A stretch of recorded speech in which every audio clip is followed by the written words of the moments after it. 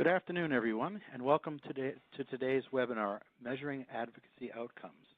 My name is Mike Coburn. I am the Executive Vice President and Chief Operating Officer at Research America, a nonprofit alliance focused on making research for health a higher national priority. We're thrilled to partner today with the Society for Neuroscience to bring you today's webinar. Thank you, SFN, for your support and for hosting the webinar on Neuroline. Before I introduce the speakers, I want to let you know that you have the opportunity to submit questions by typing it into the questions pane. You'll also be able to adjust the volume on your computer on the audio pane that you see on the screen. When you're submitting questions, please, if there's an individual you'd like to address that question to, indicate the individual you would like to respond. You may send your questions at any time during the presentation. We'll collect them and try to address as many as possible during the audience Q&A at the end of today's presentation. We have three terrific speakers who have joined us today. The first would be the Honorable Bart Gordon. Chairman Gordon joined K&L Gates as partner in the Washington, D.C. office after 26 years representing the state of Tennessee in the United States House of Representatives. He served as chairman of the House Committee on Science and Technology from 2007 to 2010. He was also senior member of the House Committee on Energy and Commerce and served on the House Committee on Financial Services and on the House Committee on Rules, Transatlantic Parliamentary Dialogue, and NATO Parliamentary Assembly. During his distinguished career, Chairman Gordon developed a reputation as an undisputed bipartisan leader on innovation policy in the United States Congress. In 2007, he championed the America Competes Act, signed into law by President Bush, which promotes federal investments in innovation in order to make the U.S. more competitive. In 2010, he engineered the passage of America Competes Reauthorization Act, signed by President Obama. The act renewed the federal commitment to R&D and education. I am pleased to add that Congressman Gordon is a member of Research America's Board of Directors. Dr. Annette Gardner is Assistant Professor in the Department of Social and Behavioral Sciences and the Philip R. Lee Institute for Health Policy Studies at the University of California, San Francisco. A political scientist, Dr. Gardner has designed, directed, and served as an advisor on national, state, and local research studies and evaluations focused on expanding access to care, insurance coverage expansions, the adoption of health information technology, and expanded advocacy capacity.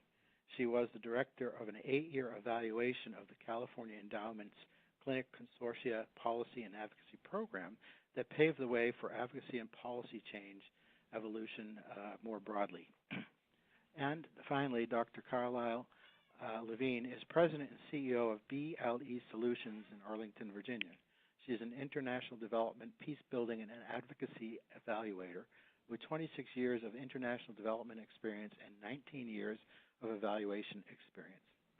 Her work has contributed to organizational strategic decision-making and more effective practices for foundations, international non-governmental organizations, and the U.S. Agency for International Development.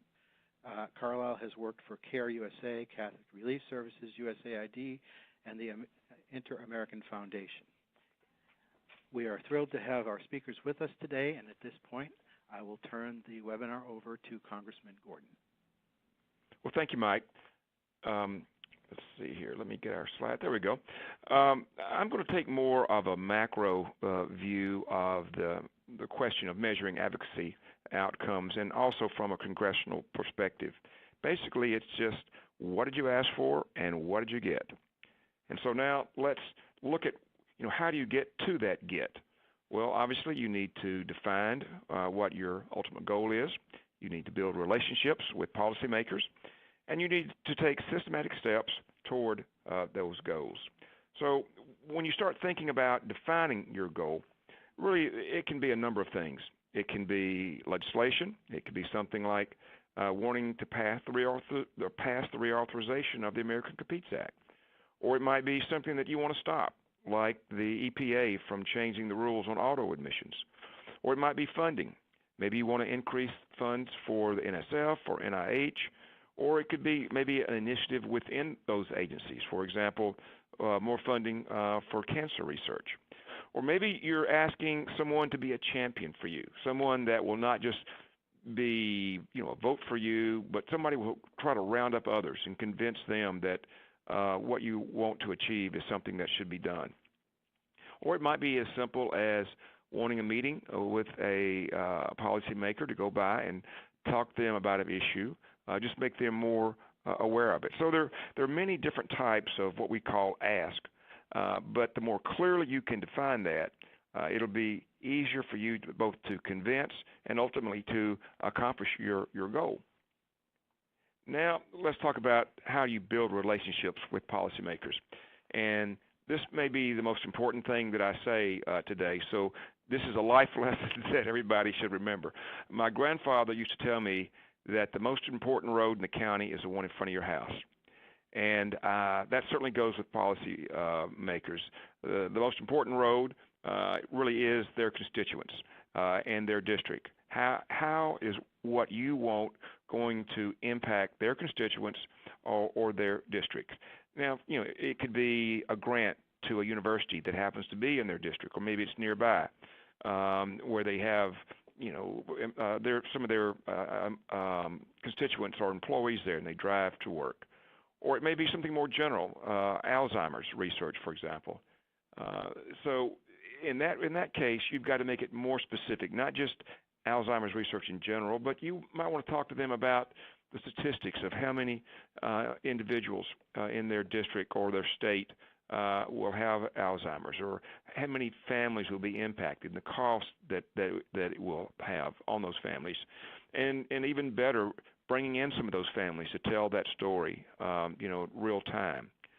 And the other thing that policymakers are concerned about is jurisdiction. I think most policymakers do want to be good legislators, and the best place to start is on your committee. That's where you're going to have the most influence.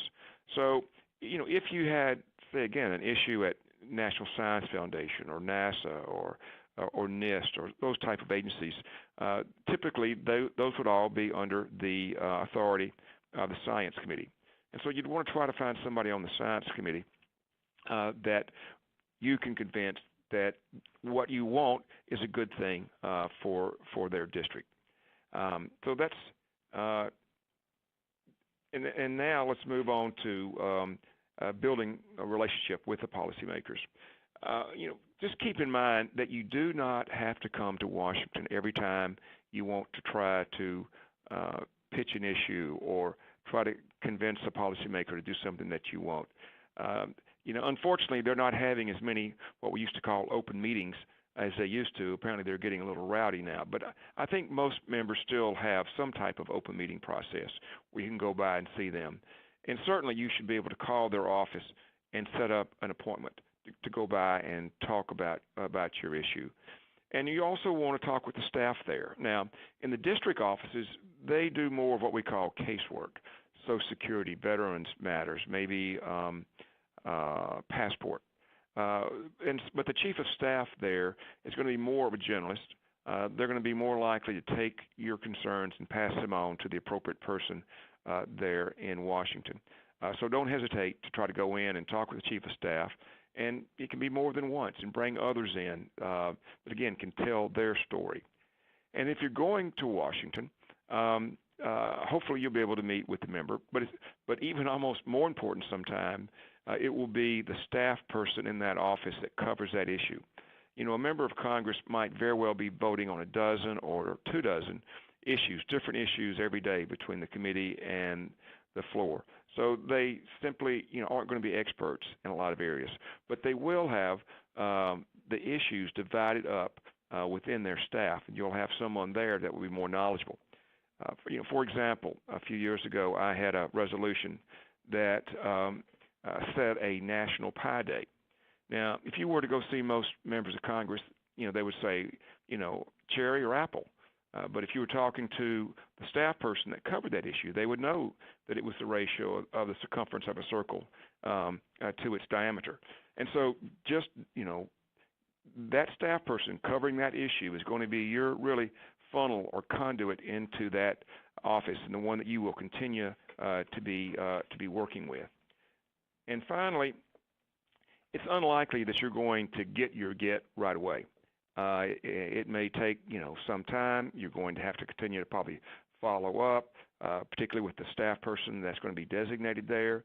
You want to give them new information as it comes in, but just you're going to have to stay after it. But ultimately, and hopefully when you get your get, you certainly want to say thank you. And you can't say thank you too many times because not only for that issue, but there'll probably be other things coming up. And, again, members of Congress and senators are like anyone else. They want to be appreciated for what they've done, and that's going to open the door for you being able to ask something later. And so, Mike, I'm going to give this back to you. Thank you, Congressman Gordon. Terrific insight for all of us. And a reminder to our audience, you're welcome to submit questions as we go along through the webinar using the questions panel that you see on the screen in front of you. And I'm thrilled now and pleased to invite Dr. Annette Gardner to join us, and we'll take the presentation from here. Thank you. Good morning and good afternoon. It's a pleasure to speak with you today, and thank you to the Honorable Bart Gordon for his helpful remarks. My aim is to build on his talk and speak to specific frameworks and instruments that you can use to assess how well your advocacy is working and whether it is achieving its goals. Are your meetings and contacts with policymakers really making a difference to achieving your aims? Well, this slide should look familiar to many of us on the call. I mean, this is the reality that is confronting advocates. It's not only busy, but it is turbulent and uncertain. There are new actors and new sites for advocacy, maybe even new types of advocacy tactics. And this has fueled the need to know what works and what does not, and to figure it out quickly. I just wanted to tell you a little bit about the field of advocacy and policy change evaluation. And this is a book that Claire Brindis and I published last year. It's actually the first ever book on advocacy and policy change evaluation, and we had some ambitious aims. We wanted to curate the field of instruments and methods and models, and I just want to tell you that it is vast. There's no shortage of resources to support your assessment of your advocacy. And we were pretty evidence-based. We issued a survey to evaluators to see what their designs and metrics were. We also developed 6 evaluation case studies, of which Carlisle's is one of them. We wanted to know from actual practice what were people doing to assess their advocacy. And then we also took a look at the many toolkits and models and instruments and actually have brought them into the book because for many years, a lot of these materials were dispersed and located through many different toolkits and guides. And our goal is really to strengthen the link between scholarship on advocacy, public policy, nonprofit management, and evaluation practice, because actually there's a rich body of research from the political science arena that we can use and take from. And overall, we wanted to advance the field and really make it more valuable to advocates and funders.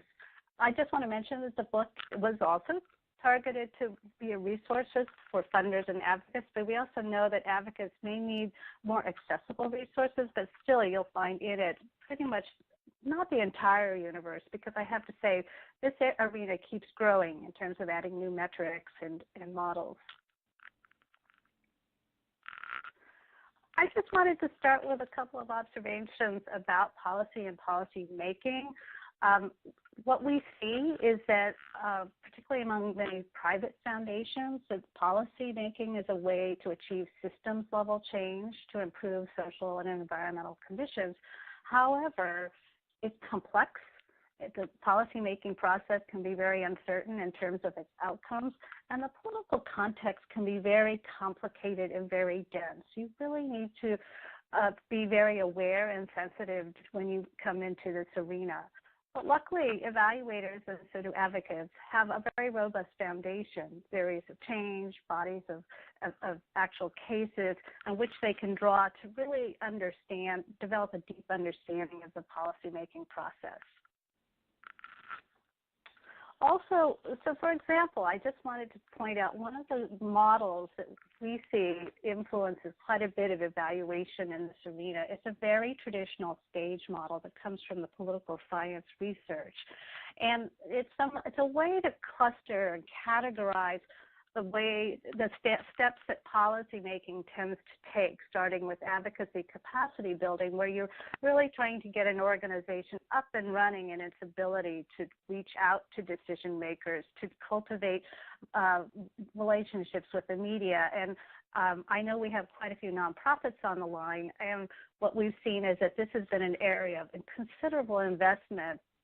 But for many of you, you may be well along your path and actually trying to set the agenda, really being integral in the policy formulation and implementation stages. So, but this slide, and I won't speak to all of the areas, really gives you a sense of what kind of activities take place, and that way you can then narrow or refine your way of assessing them. And hopefully this is familiar to you, and if not, I just want to say again, it's easy to find in the literature, and it does really help you to sort of create some order in your universe. We also like to make sure that people have a broad and deep understanding of advocacy, and a lot of it for you may be about targeting decision makers, but there's also a whole slew of other types of advocacy activities besides targeting the media. Lobbying is a big one. It's well known to most of us. But to remember that at the end of the day, a lot of this is about people, and it's about education, it's about mobilization, it's about cultivating relationships. I just wanted to show you how evaluators come to this arena, and it may be a little more than an advocacy organization can bite off, but there are some aspects of evaluation design that can be helpful to you in your efforts. What I have on the left in the red bubble is that there are these tailored advocacy and policy change inputs, outputs, outcomes, impacts, and indicators. That's all very evaluation speak, but there are resources that give you examples of, for a policy initiative, what will your inputs be, what kind of outcomes are you likely to achieve. So you can lift that material and have it there as a resource. And Carlisle is going to go into in more detail some of the traditional and unique evaluation methods that are out there, tools and instruments. But the other bubbles we may not actually get into, which are really how to set up a more typical evaluation design. But I just want to mention, too, that evaluators in this arena are increasingly about strategic learning and using evaluation to strengthen advocacy, grant making, and policy making. It's not just about making observations about advocacy effectiveness. So I just wanted to show you a couple of things that can help you clarify what you are going to assess and how you are going to go about it. And we emphasize using what's called a logic model, which is just a way to break out your initiative into components and figuring out what you're doing and how you might go about assessing it. But everybody can relate to the inputs or the resources that you require to do advocacy, and a lot of this has to do with capacity and staffing. You do your advocacy. These are your activities. Given your inputs, and I just have some sample ones in this slide, ones that are probably that you engage in, because we are really focusing on influencing policymakers, and it could be testifying or participating on forums or, again, targeting champions. And then you typically produce something from these activities that you can count, tangible outputs, such as securing specific types of media coverage, being invited to meetings, being viewed by an increasing number of people as a credible source of information, cultivating relationships that you can count. But the end goal are what we call outcomes. And these are the changes that you want your advocacy to achieve. And some of them are very short-term, and I'll go into short-term, intermediate, and long-term in the next slide. But these are just some sample ones that, you know, we assume that you are really targeting or trying to achieve with your work. It can be just increasing public maker or policymaker or public awareness, or it can be more long-term, like actually seeing a systems change around improving access to services. And I just wanted to parse out the outcomes a little more, because I think this is somewhat, in many ways, kind of the core thought or thinking that we want or would like advocates to do in planning out their initiatives, which is to really think about lining up your outcomes in sequential chains, but more so being able to get a sense of, on a time horizon, what do you think your advocacy can achieve? A short-term outcome could be that you are just looking to increase your organization's capacity to even do advocacy. And for many organizations, that is a big lift, particularly if they don't have a policy director. And then you have all the way down, you have what I think you're hoping to achieve in targeting your policymakers. But really, at the end of the day, you're looking to expand or maintain services through passage of a policy or preservation of a policy. And we are mindful to the fact that there is opposition, that maybe it's about keeping the opposition at bay. And then as longer term, you want to see research and services, and hopefully this will contribute to improved health outcomes. I just want to just mention the next level down, which is the way what do you count? What is it that you measure? And these, we've actually collected and put together a whole set of charts on outcomes and specific indicators that go along that we've seen in the literature and in practice. And I'm not going to read all of these, but these are the things that types of information or data that you can collect readily at your end, and to see if what you're doing is making a difference, such as counting the number of policymakers you reach, the type, what kind of media coverage are you securing, monitoring that in an Excel worksheet. Again, there are plenty of tools and methods, and I've organized them by our logic model categories: inputs, activities, outcomes, and impacts. And I'm not going to read them all, but because we're focusing on targeting decision makers, I just want to highlight how many different instruments and methods there are for you to avail yourselves on. And I highlighted in red the ones that are really what we call unique methods, and where the evaluation community has done a lot of legwork through their evaluation practice to develop metrics and instruments that we think can be used by advocates as well. And Carlisle will speak more to this in her points. So that's not to say there aren't challenges in this arena, and we confronted many of them in our 9-year evaluation here in California. But I just wanted to say that there are ways to address them. One of the big ones is to figure out, well, what are you trying to assess? And is it just your process and the type of advocacy you're doing? Did you implement what you said you did? Or is it, did this advocacy really make a difference to people's lives?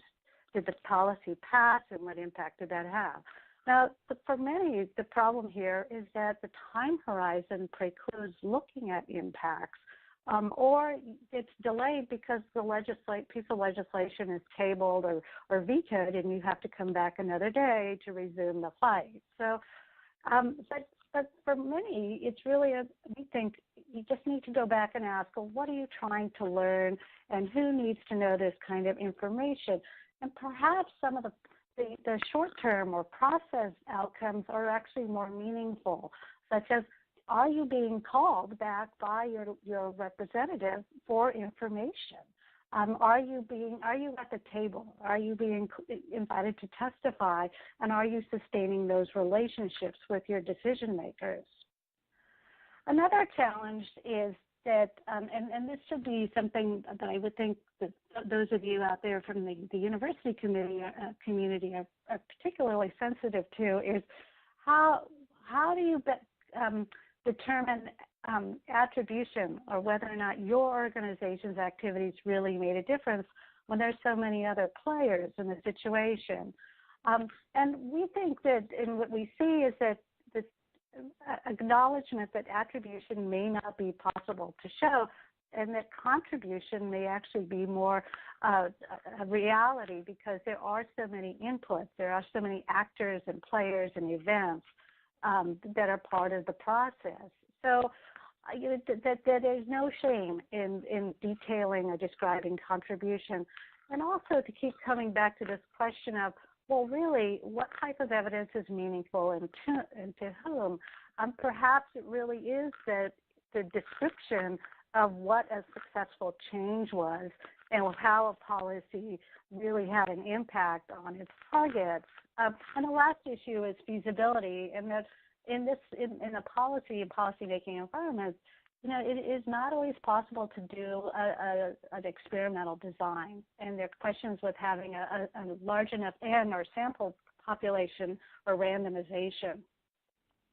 The next challenge is something that is the sort of the nature of the beast, and that policy change is complex and it's uncertain, but there are tools that evaluators are bringing to bear, like systems thinking, where you can render some of that complexity much more transparent by diagramming all the components and their relationships to one another and looking at points of intervention and assessment.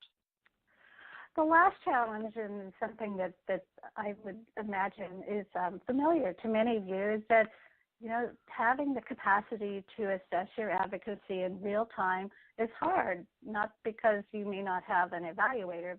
And actually, I just want to say that many larger advocates, like trade associations, do have in-house evaluators, and maybe you just need to make a bridge between yourselves and that person. But there are also a lot of resources out there to support you in your efforts, and part of the challenge is just finding them all.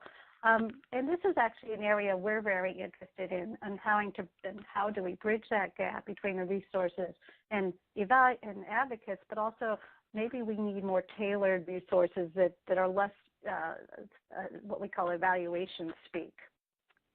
So I'll close with my slide of something that we're very interested in, is whether that all this activism we're seeing is actually something old or something new. We know we have the frameworks and the tools to assess advocacy in the way we historically thought about it, but as the landscape changed. And in these two photos, this is from last year in the March for Science, and my institution, we really pulled out all the stops. I'm at the University of California, San Francisco, and we had teach-ins on how to work with the media and really focused on mobilizing the science community. And that's myself on the left with my colleagues. And on the right is myself with my son, because the other thing we're seeing is that, targeting of millennials, because we know if they really they really get out there with their voice, they could make a difference. So in closing, I'm hopeful here. We have a large repository of resources, tools, and cases from which to draw, and definitely we have motivated evaluators and advocates. Thank you. Thank you, Dr. Gardner, and we really appreciate the insights you provided. And I'm pleased now to introduce our third speaker, Dr. Carlisle. Thank you. Annette, thank you for your presentation. Congressman Gordon, thank you for yours. Congressman Gordon provided helpful insights into advocating effectively with members of Congress, and then Annette has provided a very useful overview of policy change, advocacy, and how to assess advocacy's effectiveness. I'm going to build on those two presentations. I'm going to highlight a small number of approaches that I and many others have found useful when evaluating advocacy efforts. I'm speaking to you as someone who has led advocacy evaluation within a large international NGO, CARE, and who has also worked with many other organizations conducting advocacy in my role as an external evaluation consultant.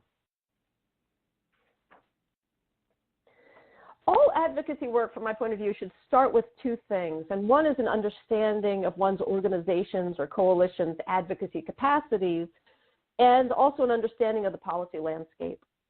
This conversation lets us know which advocacy capacities are required and whether we have them or whether we need to identify an ally who does. I really like the Alliance for Justice's advocacy capacity tool, which you see here, because it walks an organization through a comprehensive set of capacities that advocates need need, acknowledging that in most cases, no one organization will have all the capacities listed.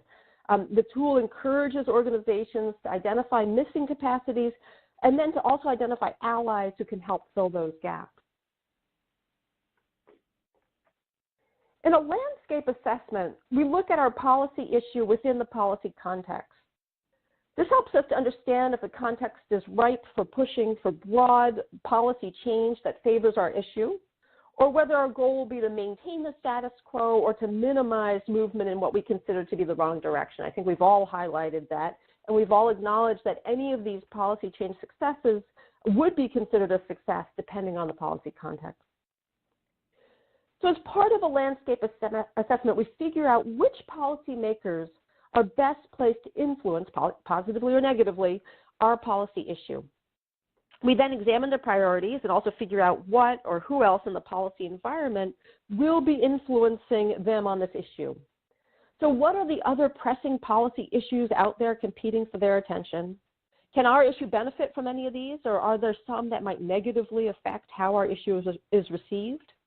What actions do we need to take in response? Who else is trying to influence this issue? Would we consider them allies, opponents, or something in between? Can we find a way to work with them, or if necessary, to neutralize their efforts? I'd like to provide an example here. In one policy context, the Modernizing Foreign Assistance Network, or MFAN, worked with an influential congressional office to attempt to rewrite and advance a major piece of legislation that has not been successfully updated since 1961. When the political context changed, they shifted to promoting much smaller, more narrowly defined legislation with greater appeal to conservatives, because now conservatives were in charge of Congress. And they were able to work with the leader of the Freedom Caucus to develop and advance it, and after 6 years, the effort was successful and the legislation passed. So that was a huge success, and that was very much to their credit for understanding the landscape and then also being able to adjust when the landscape changed. However, in hindsight, MFAN realized that it had relied on advocacy approaches familiar to it. Many of its members had experience working with members of Congress, so they had focused their advocacy efforts there. However, in retrospect, they realized that a more concerted effort to simultaneously work with the administration might have helped the legislation advance faster. So this is where undertaking a landscape assessment, even if we think we understand the policy context, comes in. At the end of the day, when we're trying to change policy, we're often trying to change policymakers because they're the ones who are going to make the decisions about how policy moves forward. So many advocates focus on identifying influential policymakers, as described by Annette and Congressman Gordon, and they educate them in order to hopefully increase their willingness and ability to champion an issue. So my colleague Sarah Roma and I developed a Champions Toolkit for Save the Children that aims to help them with this effort. They were looking at influencing champions both as champion policymakers and also as influentials who were in position to influence the policymakers. This matrix is part of that guide, and it helps advocates map where policymakers stand on their issues and then chart their evolution toward ideally becoming more influential on an issue and greater champions for it. So you see that it covers both their ability, the champion's ability to influence an issue and also their willingness to engage on the issue. One tool that can help assess a policymaker's support for an issue and his or her influence on it is the Policymaker Rating Scale developed by Julia Kaufman. It asks for a rating on a policymaker's support for an issue, providing a definition of each level. It then asks about the policymaker's level of influence, and then finally, and very importantly, it asks for the rater's confidence in his or her rating, recognizing that the rating will be based on an individual's or preferably a group's knowledge of a policymaker and his or her actions. When I was working at CARE, we wanted to make the support or championness rating more objective in a way. So therefore, we created what we called a Champion-ness Scorecard. And I think later it got moved into the Champion Scorecard. In each of the areas, from demonstrates interest to promotes awareness to advocates improved policy and practices, we identified specific measures to which we attached scores. So for example, accepts meetings was worth 2 points, while requests meetings, which takes a more proactive move on the policymaker's part, was worth 3 points. We declared a policymaker champion once his or her score reached a certain level. And we were always trying to move them along this spectrum to increase their champion-ness. So for example, if a policymaker was willing to accept a meeting, we could see if there was something we could do to encourage that policymaker to also ask for a meeting. If they were willing to attend at an event, would they also be willing to then host an event? And in that way, we were tracking how a policymaker moved along the champion-ness matrix. So some of the measures were specific to our advocacy. For example, the policymaker got more points if his or her talking points or draft legislation used language that reflected ours. We also knew that we didn't have the monitoring resources available to track all of the policymaker's actions. So we were inevitably tracking actions that we would be aware of. So as a result, our measures also told us something about the correlation between our advocacy and a policymaker's actions. And I use the term correlation because we weren't the only actors or factors trying to influence the policymakers on our issues. We would need further research to understand how our advocacy and the policymakers' actions connected.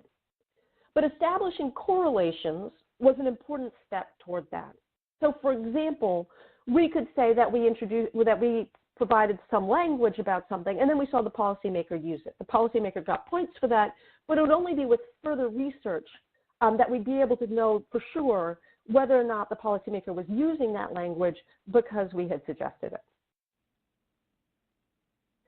Another good way to look at correlations between one's advocacy work and something that a policymaker does differently or policy change is through timelines. So this timeline appears in a brief that I'll show you in a few slides, and it's again about MFAN's work. And so you see on the bottom things that MFAN did to help advance legislation. And you see on the top things that policymakers did, either Congress or the U.S. Agency for International Development. And you see based on the timing that there's a correlation between what MFAN has done and what the policymakers do. For example, in the last set of boxes, MFAN encourages senators to introduce a companion bill, and then you see the senators introduce a companion bill. Again, this is a correlation. We don't know for sure, just looking at this timeline, whether what MFAN did had anything to do with the senator's choice to introduce a companion bill. But this timeline helps us to know that that's something we might want to ask more about if we undertake an evaluation.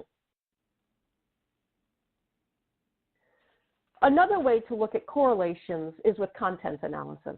And so, for example, if an advocacy organization produces a brief or some research or a presentation of some sort, if we see that language then appear in draft legislation or a member of Congress's talking points, then we can think, well, there's a correlation between what we're saying and what they're doing, and maybe we have some influence.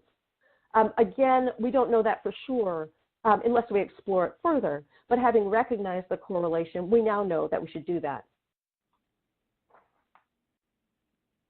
There are quite a number of methods that try to get at the contribution of advocacy efforts to policy change. And like Annette, I'm going to emphasize the point that we are looking at contribution. Inevitably, there are quite a number of actors and factors that influence a policymaker's decisions. And so any advocate or advocacy group can only talk about their contribution to that change and not that it was solely based on their intervention. So contribution analysis is one of these. It's a non-experimental impact evaluation approach, like the other ones that I'll tell you about. And some colleagues and I recently produced this brief on using contribution analysis in policy work. What this uses is it takes an organization's theory of change. Now, when I say that, the theory of change is how the organization believes that their advocacy will help bring about change. We recognize, of course, that most advocates don't write these things down. And so in the contribution analysis work we have done with advocacy organizations, we've actually helped them to make that implicit theory of change explicit. So making it explicit how they thought what they were doing would influence the ultimate change they desired. So in contribution analysis, we look at that. We look at that contribution pathway, and we kind of ask a lot of questions about it.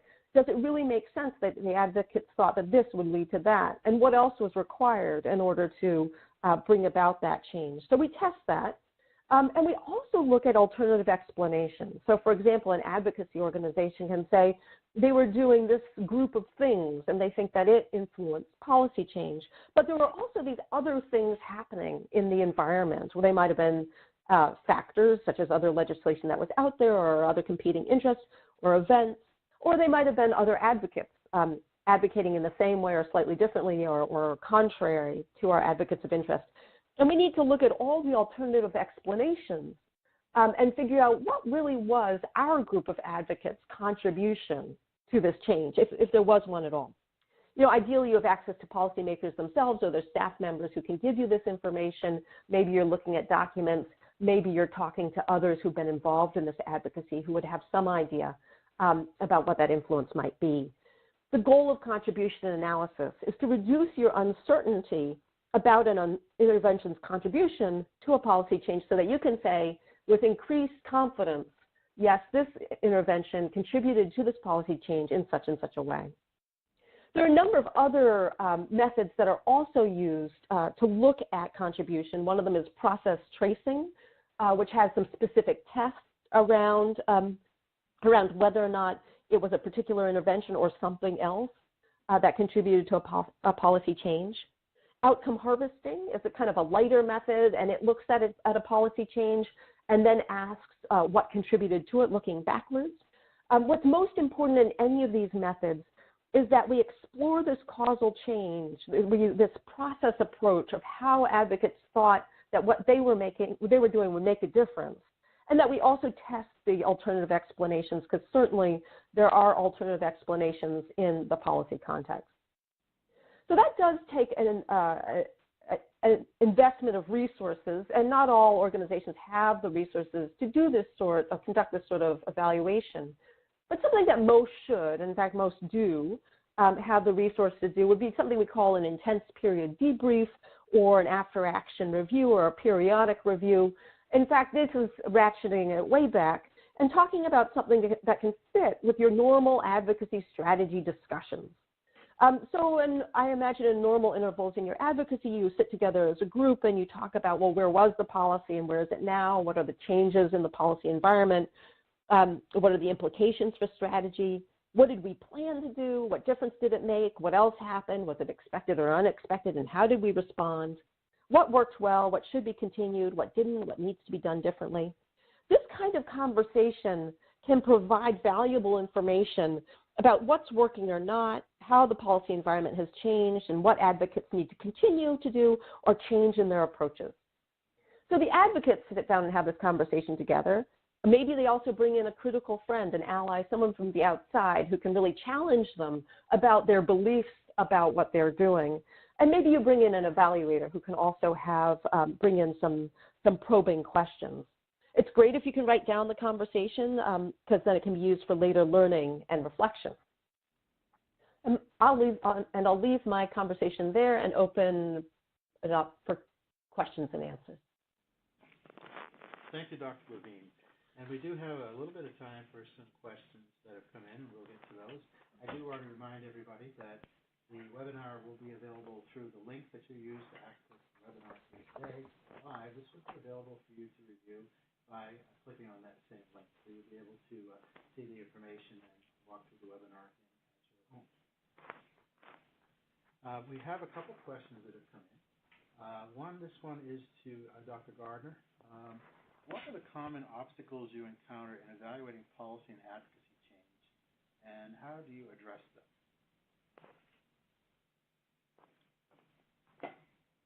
Sure, that's a great question. Obstacles, and there are plenty. One is that, there's staff turnover in advocacy organizations, and sometimes this is what we call a policy director, or somebody who's wearing two hats, which is another challenge. They're both being the advocate and a program manager in some other part of the organization.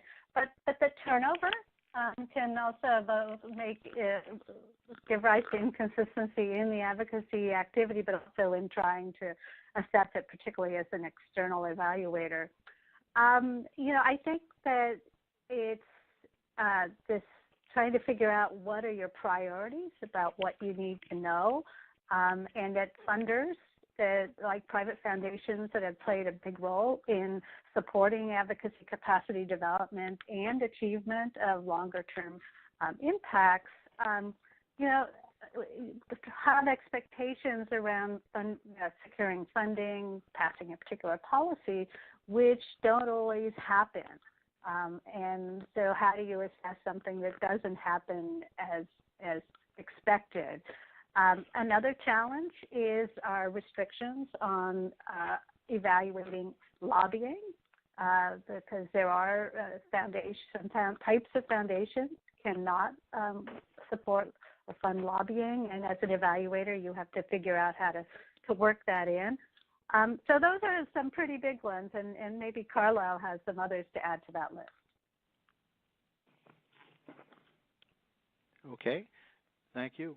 Carlisle, do you have anything to add to the list, or shall we move Well, on? I certainly appreciate the list that Annette provided. When you were talking about staff turnover, Annette, I also thought about knowledge management.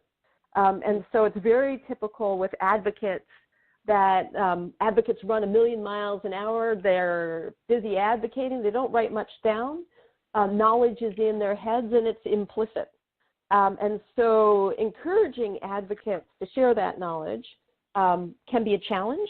Oftentimes there seems to be a trade-off in their eyes between actually doing the advocacy work and stepping back and providing the information. So it's really critical, I would say, an advocacy evaluation that those undertaking it make sure that it's as immediately useful to advocates as possible, so that advocates can see that as a result of stepping back and asking these questions, they're actually able to advocate more effectively, more efficiently. And so I think that's the biggest challenge that I would highlight. And okay, I would just add one. Oh, go ahead. I would just add one more, and I'm so glad you said that, Carlisle, because that internal capacity to reflect is huge, and you have to really develop concrete infrastructure. But the other issue is that sometimes you have competing information needs, and an advocate will want to learn something different about their advocacy than, say, a private foundation supporting their efforts. And for the evaluator, that means you have to be very broad in your design. Funders like to know whether they're getting a return on their investment, and that's a very difficult analysis to do, particularly by an advocate. Okay, thank you. We do have a question for Congressman Gordon. What are some of the common traps that advocates fall into when bringing their message to lawmakers?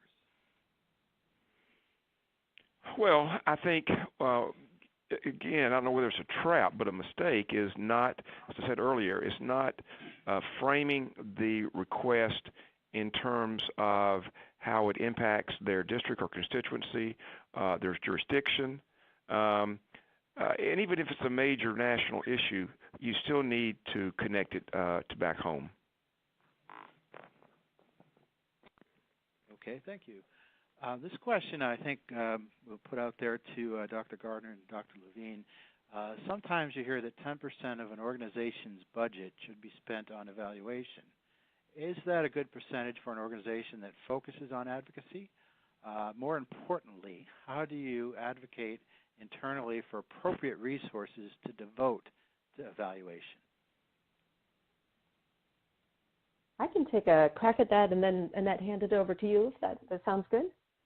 Sure. So there's all this discussion about that what is that percentage, and people say a range, 5 to 10%. Generally speaking, if what you're evaluating is relatively easy to evaluate, it'd be a little bit lower, and if it's harder to evaluate, for example, if you were going to try to do contribution analysis, you would want a higher percentage, like 10 or 15%. But as you say, more importantly, how do you advocate internally for appropriate resources to be devoted to evaluation? And the answer is, if you're not quite sure where you're going, any road will take you there. And so in the development world, we talk about faith-based programming, and what we mean by that is just, I believe this works and therefore I'm doing it. And oftentimes we find when we undertake an evaluation that there might be a different way of doing things that would actually be much more effective, much more efficient, much more cost efficient. And so if we want to know that what we are doing is actually making a difference and is the best way possible to be trying to make that difference, then we need to be reflecting in some way on what it is we're doing. And without that reflection, we're just going on faith, and we might or might not be right in that. Well, thanks for that, Carlisle, because I think that helps me just add to your comment, which is, that 10% number is perhaps not the reality that you, or accounts for the multiple scenarios that you see when it comes to evaluation. You can have an external evaluator, and that may be where a large part of that 10% goes. But you can also have an internal evaluator that's partnering with the external evaluator and doing some sort of transfer of evaluation capacity into the organization. So there are different ways to look at that 10%. I just want to comment that in terms of championing I think what you're trying to figure out is how to create a learning organization or an evaluation-friendly culture. And, this is not unique to advocates. It's true across even, say, my institution, public universities, which tilts heavily towards research, and evaluation isn't really as well known as research. But that is something that, as an evaluator coming in as a coach who can do what's called evaluation capacity building, can focus on, and partnering with that internal person who sees the value in strengthening evaluation practice. Okay, thank you. We do have a question here for Dr. Levine. When you start to work with an organization on decision-making and practice evaluation, what are some of the first questions you ask? So I ask questions about what is it the organization wants to achieve? Where does it hope it's going?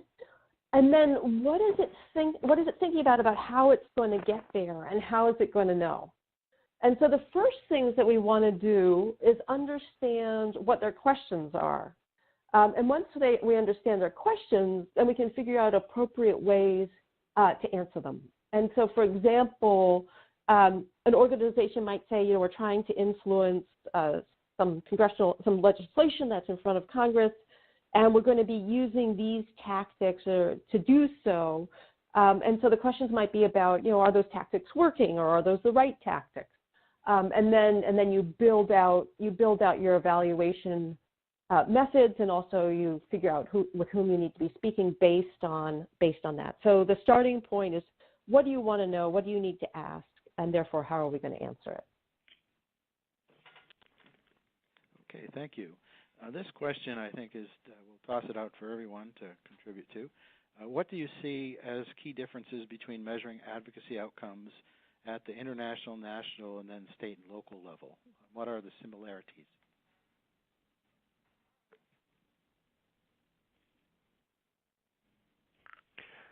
Well, in my simple world, again, it goes back to what did you want and what did you get? And I think you can reflect on that on any one of those three levels. I would agree. I work internationally. I also work domestically, and I'd agree that there's not much of a difference, that we are asking the same sorts of questions. I think there might be more logistical challenges in some of those scenarios than in others. There might be a question about access to policymakers. It might be harder at a national level than it is at a local level, whether you're in your own country or in someone else's country. But I think the questions and probably also the methods would be quite similar. Just to build on their comments, and this is a conversation that Carlisle and I have had in the past, is that there are some differences, I guess, between, say, international and U.S. evaluation, where in the U.S. we tend to tilt more towards attribution versus contribution. And also, besides logistics, I do think there are. I'm not sure that there are that many differences around tactics and that approaching a board of supervisors versus a legislator at the state or federal level isn't so different, except that maybe you come into contact more frequently with your local board of supervisor or city council member, in which case, those informal relationships might actually make a difference. But I do think that where you have to be knowledgeable is to understand where is your point of intervention. For example, county-level policy making can be quite quick, and we've seen here in California that the counties have been able to expand access to care for the uninsured more quickly than, let's say, at the state or the federal level. So for advocates, it may be more beneficial to really keep your focus local. Also, given the changes since 2017 and 2016, that a lot of advocacy is now spread out all over the place, but that versus being perhaps more focused at the legislature. So I think this is actually a question that we're focusing more and more on, is how things have changed since 2016.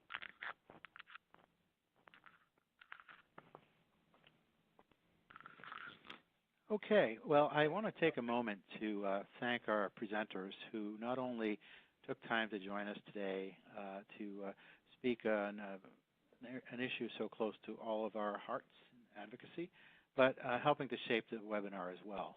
Certainly a fair amount of time is put into it. So thank you to our presenters. We thank everybody who joined us today. Hope you found this to be an informative and helpful webinar. We encourage you to continue the conversation with Neuroline community with the Neuroline community afterwards, and keep in mind that you can replay this webinar at any time by using the link that you used to access the live webinar today. So again, thank you to our presenters, and thank everyone for joining us today. It's and Mike, if I could just add, could I add one thing, please? Absolutely. Your advice and your advocacy really is very important to policymakers. Hearing from you, hearing your, the stories, it's not wasted. So please, all of you, be involved. That is a terrific message, Congressman Gordon, to end our webinar with. And again, thank you and our other two presenters. And thanks again, everybody, for joining us, and have a lovely weekend.